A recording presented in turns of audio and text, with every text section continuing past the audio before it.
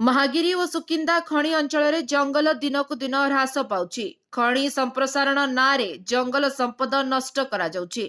सेही परिमाण रे नूतन जंगल सृष्टि करा जाउ नथुवा बेले खणी कर्तृपक्ष जंगल सृष्टि करा जाइछि बोली सरकार को मिछरे दर्शाउछंती। वन विभाग सबु जानी किंतु चुप रहुछि। जंगल नष्ट हवा परे वन्य जंतु ग्राममुखी होई मनिष पशु मध्यरे लड़ाई आरंभ होइछि। वन जंतु आक्रमण में धन जीवन हानि घटुची।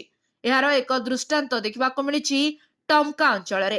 जाजपुर जिला टमका थाना अंतर्गत फुलझर गाँव में आज सकाळु एक बारह आक्रमण में 4 जन लोक आहत होइछंती, जेउथुरु जड़े गुरुतर अवस्था रही। तबे सूचना अनुसार घमापूर्ति निज बगीचारे काम करुवा बेले बारह आक्रमण करथिला। तांको चित्कार शुणी आसीथिबा अन्य 4 ରୁ 5 जन ग्रामवासी को मध्य बारह आक्रमण करी आहत कर दिथिला।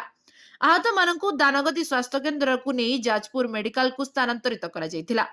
घटनार सूचना पाई टमका जंगल विभाग अधिकारी माने घटनास्थल को पहुंची तदंत आरंभ करथिले। ए अंचल रे विगत किछि मास धरी बारह व हाथी देखा जिबार घटना बढ़िबारु ग्रामवासी भयभीत अवस्था रे अछंती। ग्रामवासी अभियोग जे जंगल ह्रास और परिवेश संतुलन भांगिबारु जंगली पशु माने बासस्थान हराई गाँ आड़क पशुछंती। सेमाने जंगल विभाग अवहेला और निरीक्षण अभाव को परिस्थिति पई दायी करुछंती।